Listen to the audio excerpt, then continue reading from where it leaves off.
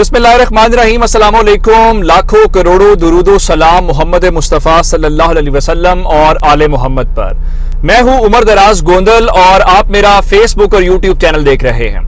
अगर मैं आपको सादा और आसान अल्फाज के अंदर एक बात सिर्फ बताऊं कि आज का दिन मजमूई तौर पे जनरल फैज हमीद के नाम रहा है, तो यह कहना गलत नहीं होगा। आज की कुल कहानी यह है कि दारुल हुकूमत इस्लामाबाद के अंदर जितनी नशिस्तें हुई हैं, जहां पे मर्जी इजलास हुआ है, आज सिर्फ और सिर्फ एक के नाम, शख्सियत के नाम के डंके बजे हैं और वो शख्सियत है general Faiz Hamid, core commander Peshawar. अब मैंने आपको बताया था कि बहुत सारे लोग दावा कर रहे हैं कि आखिर जनरल फैज हमीद से इतना मसला क्या है, और जनरल फैज हमीद के नाम के हवाले से तो अब खबरें ये भी आना शुरू हो गई हैं कि वो जो सीनियरिटी लिस्ट में चूंकि उनका नाम काफी ऊपर है, तो जिससे डर रहे थे कहीं वही ना आ जाए, कहीं ऐसी कोई इम्कानात में बात ना हो। लेकिन अब हुआ आज क्या है, जिसकी बुनियाद के ऊपर मैं आपको ये कह रहा हूं कि जनरल फैज हमीद के नाम के ऊपर सारी बात, सारी गेम आ गई है। आपको आज दो चीजें समझनी है। दारुल हुकूमत इस्लामाबाद के अंदर आज दो नशिस्तें हुई हैं। एक नशिस्त के मेहमान खुसूसी इमरान खान थे और दूसरी नशिस्त के मेहमान खुसूसी शहबाज शरीफ थे। और शहबाज शरीफ वाली नशिस्त के मुतालिक लोगों ने यह कहा कि देखें, ये बहुत शर्म की बात है, ये बहुत बुरी बात है कि पाकिस्तान के जो सलामती के इदारे हैं, पाकिस्तान की जो फौज है, पाकिस्तान के जो इंटेलिजेंस चीफ हैं, आज वो एक ऐसी शख्सियत के साथ बैठे थे जिसके ऊपर मनी लॉन्ड्रिंग का केस है। लेकिन आप हैरान इस बात के ऊपर होंगे कि जिस चीज के ऊपर कौमी सलामती इदारे उनको ब्रीफ कर रहे थे, जिस सारे मामले के ऊपर उनको बताया जा रहा था, देखें हमारी ये कामयाबी है, देखें ये चीज जरूरी क्यों है, उस सारे मामले का जो लुबे लुबाब है, जो कामयाबी का सेहरा है, वो जनरल फैज हमीद के मुतालिक है। ये भी एक एपिसोड है। अब आप कहेंगे क्यों?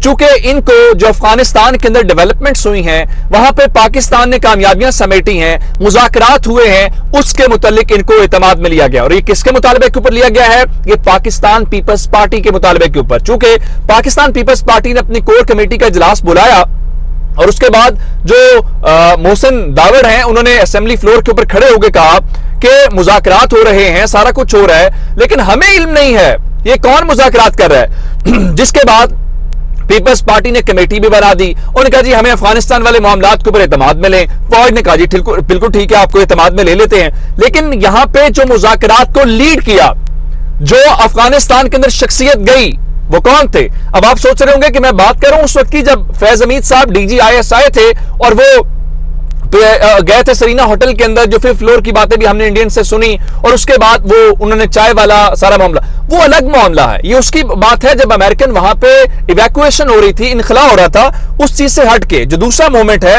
वो उससे बिल्कुल अलग है। अभी जब वो कोर कमांडर पेशावर थे, ये उस वक्त की सिचुएशन है कि वो वहां पे गए हैं और वहां पे जाने के बाद उन्होंने इन मुज़ाकरात को लीड किया है और इन मुज़ाकरात को लीड करने के बाद ही पाकिस्तान को कामयाबी मिली है। यानी आज बुनियादी तौर पे army chief general Qamar Javed Bajwa और लेफ्टिनेंट जनरल नदीम अंजुम साहब जो शहबाज शरीफ को ब्रीफ कर रहे हैं, वो सारी की सारी फैज हमीद साहब की कामयाबी है और पाकिस्तान के इदारों की कामयाबी है। तो पहले नंबर के ऊपर तो बात यह है। दूसरे नंबर के ऊपर चल के आज एक और नशिस्त हुई जो ये कहा गया कि रिजीम चेंज और पाकिस्तान के अंदर जो अदम इस्तेहकाम के मामलात हैं उसके ऊपर डिबेट होनी थी और उसके ऊपर मेहमान खुसूसी जो थे वो इमरान खान थे।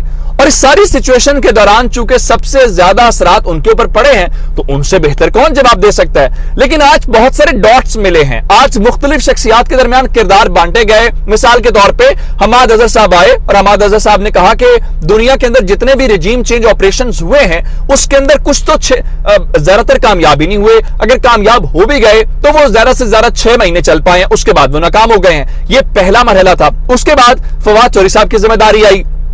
फवाद चौधरी साहब ने कहा देखें ये चंद हफ्तों की बात है और उसके बाद अवाम फैसला कर लेंगे और अवाम फैसला कर लेंगे कि आखिर सिचुएशन किस तरफ जानी है और किसके हाथ में चीजें जाएंगी, क्योंकि फैसला अब बहरहाल अवाम ने करना है क्योंकि इनके हाथ से चीजें निकल चुकी हैं। अब कौमी सलामती कमेटी का इजलास इस वक्त भी चल रहा है, लेकिन इमरान खान ने आज धमाकादार किस्म की तकरीर की है। मेरे ख्याल से अब तक खान साहब ने जितने इंकशाफात किए हैं, जितनी स्पीचेस की हैं, ये उसमें से सबसे ज्यादा खतरनाक थी। आज खान साहब ने एक तो ये बता दिया है कि आखिर जनरल फैज हमीद से इनका मसला क्या है। एक तो खान साहब ने कहा देखें مجھے کوئی ڈر نہیں ہے, میرے کوئی اربوں ڈالرز باہر نہیں پڑے ہوئے, میں نے کوئی کرپشن نہیں کی ہوئی جس کی بنیاد کے اوپر میں یہ کہوں کہ مجھے مرضی کا آرمی چیف چاہیے. وہ نواز شریف کو چاہیے. اب آپ کو ایک بات سمجھنی ہے, عمران خان نے آج جنرل فیض حمید کے متعلق ڈائریکٹ بتا دیا ہے کہ آخر ان کو پرابلم کیا ہے جو یہ کہہ رہے ہیں کہ نومبر والی اپوائنٹمنٹ ہم نے روکنی تھی. میں آپ کو بتاتا ہوں. آج عمران خان نے بتایا کہ بنیادی طور پہ ان کے جو اربوں ڈالرز باہر پڑے ہیں وہ تو ڈر ہے. اب سوچنے کی بات یہ ہے کہ جنرل فیض حمید صاحب کا تعلق اس چیز سے کیسے ہے اور ان کو کیسے علم ہے ان چیزوں کا جس کی بنیاد کے اوپر وہ ڈرے ہوئے ہیں. اب آپ یہ ذرا جائیے آج اور جا کے گوگل کے اوپر دیکھیے کہ جنرل فیض حمید صاحب نے ISI کے اندر مختلف پوزیشنز کے اوپر کتنا عرصہ کام کیا, اور پھر پیناما والے معاملے کے دوران بھی, پھر بہت سارے ایسی چیزوں کے اوپر ان کو اصل میں ان تمام چیزوں تک ایکسیس ہے جس کو کہتے ہیں نا منی ٹریل. جو ان کی گڑبڑ کے معاملات ہیں جنرل فیض حمید کو براہ راست ان چیزوں تک ایکسیس ہے. اگر جنرل فیض حمید کو براہ راست ایکسیس ہے تو ان کا خیال یہ ہے کہ اگر جنرل فیض حمید آرمی چیف آ گئے تو ان کا ستیہ ناش ہو جائے گا. یہ جو بہانے کر رہے ہیں نا کہ وہ جی اپنے احتساب ججز لگانے تھے, وہ جی ہمیں ڈسکوالیفائی کر دینا تھا, جی ہمیں قید کر دینا تھا, وہ ساری کی ساری باتیں ہیں. اصل پرابلم ہے جنرل فیض حمید سے. اور عمران خان نے بھی آج اس بات کی تائید کر دی ہے کہ یہ بات درست ہے. ان کا جو ڈر جنرل فیض حمید سے ہے وہ اسی وجہ سے ہے کہ ان کے وہ اربوں ڈالر جو ہیں وہ یہ بچا نہیں سکتے. پھر خان صاحب نے ایک اور دھماکہ دار بات کی ہے. خان صاحب نے کہا کہ اس وقت پرابلم کیا ہے, اس وقت مطالبہ کیا جا رہا ہے. یہ سارے تماشے ہیں. یہ ابھی تھوڑی دیر پہلے خبر آئی ہے جس میں مفتاح اسماعیل نے یہ ٹویٹ بھی کر دیا ہے کہ جناب ہمارے چین کے ساتھ معاہدہ ہو گیا ہے, 2.3 بلین ڈالر چند دنوں کے اندر مل جائیں گے, اور یہ گزشتہ روز پاکستان اور چین کے بینکوں کے درمیان اس قسم کا معاہدہ ہوا ہے. خان صاحب نے اصل میں آج کیا کہا ہے, انہوں نے کہا صرف ایک ڈیمانڈ کی جا رہی ہے. ڈیمانڈ یہ ہے اسرائیل کو تسلیم کر لو اور کشمیر کو بھول جاؤ. یہ ہے اس کے پیچھے ایجنڈا.